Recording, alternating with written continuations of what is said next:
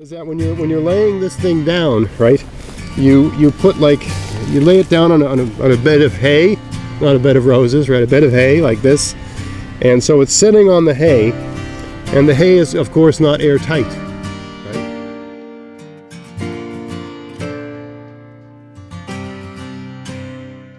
Hey, it's Greg here with MaritimeGardening.com, and I thought I'd just do a short video today answering a question from one of my viewers. They were talking about these domes, and they say, how do you vent them to prevent them from getting too hot and that sort of thing. And I guess I've got a multifaceted answer to that question. Number one, where I am, if you're asking me how do I vent them, I don't really bother too much, because most of the time, especially in the spring when these things, I'm trying to heat the soil up here and get a little jump start on the season, it's like this. The weather's like this. It's overcast. There's gusty winds, it's kind of wet, it's kind of damp, and there's just not a lot of sun, so they don't get too hot. I mean, there's some heat. I mean, there's through that cloud cover, there is some sun, and there's some minimal amount of heat in here, but normally, like on a sunny day, if I had my hand in here, it would be hot. Like a human body sort of thing, right? Where it's not like that at all in here. It's barely warm at all. And the weather's been like this for the last... this is going on week 3 of maybe one day a week being sunny and the rest of the days being like this or worse, right? So we're not really it's not a real problem for me in April. These do get the soil thawed out a little bit sooner by having them on all winter. They keep the soil from freezing too much. All the covered beds are thawed out, whereas the beds that are uncovered, to varying degrees, they're thawed. I'll do another video on that maybe later this weekend. I don't want to get into that topic here. But anyway, so number one, it's not this where I live, this part of the world where it's always overcast or a lot of the time. If I get any sort of sun, I want the heat. I don't really worry too much about it. But the other thing is that in a lot of cases where my workmanship is concerned, the shoddy workmanship takes care of itself. So in the case of this dome, for instance, there's a space right here, right? I mean, like, it's not airtight, right? So the air can get out, right? I mean, there's enough of a microclimate. There's a couple little holes in it here and there. I use tape to try to make the plastic get as many years out of the plastic as I can. But certainly this is not airtight, and there's probably better ways to build these and that sort of thing. But generally speaking, by not having them airtight, I solve that problem of them getting too hot, because the air can get out. But let's just say you're a better craftsperson than me, and you've made beautiful airtight, hermeneutically sealed domes. What do you do then? Well, the easiest solution is that when you're laying this thing down, right?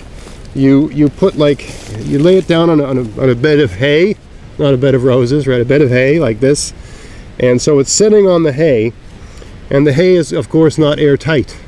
Right? So, I mean, it's got a bit of insulation, so, I mean, at night, the hay will keep the inside of this warm. But to some extent, the air can escape through the hay if it gets really hot. So that's one way.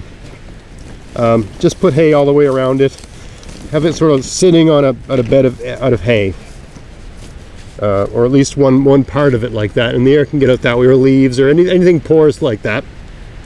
But if you're spruce boughs would be good like that too, because they hold their structure. Just rip a bunch of them up and make like a little bundle of them. But if you're worried about that not really doing the job, let's say you were going to go to work in the morning and the forecast said it was going to get really, really sunny and bright that particular day, and you were concerned.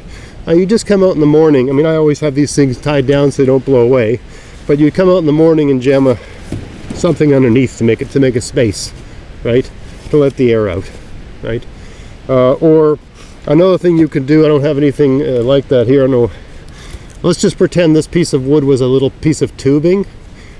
Let's say this whole thing was very tight, right? There wasn't air spaces like I've got, right? You could take a little piece of tubing and put it right at the peak, right? So it would have a little air vent so the air could come out, right? That wouldn't, let it get too cold at night, right? I've got that problem solved because the whole thing, right? The whole thing's compromised, right? So the air gets out, no problem with mine.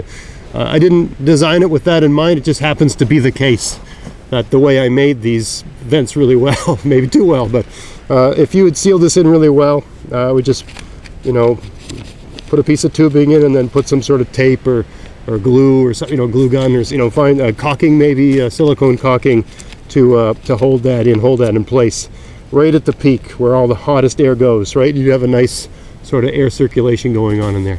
So I mean, you'd only need a piece about that long, just enough to let the air out. So that's a number of different ways to deal with that. You don't have to get too sophisticated. I've watched YouTube videos where the guys have a solar powered thing and fans, and geez, man, I mean, it doesn't have to be that complicated. The hot air wants to get out. All you got to do is give it a little opening and off it goes, right? So I hope you found that interesting. I hope the wind wasn't too noisy. I got a new little technique here. I put my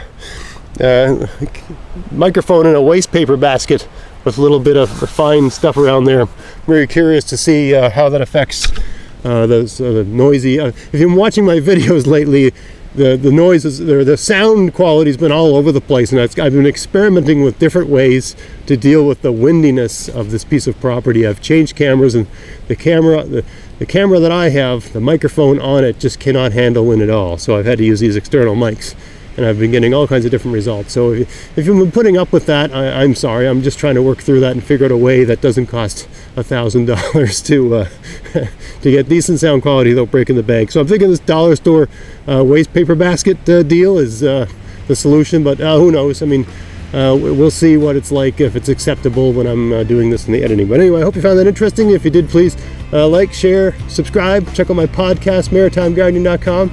And until next time, get out there, get at it. Have fun in your garden. Thanks for watching.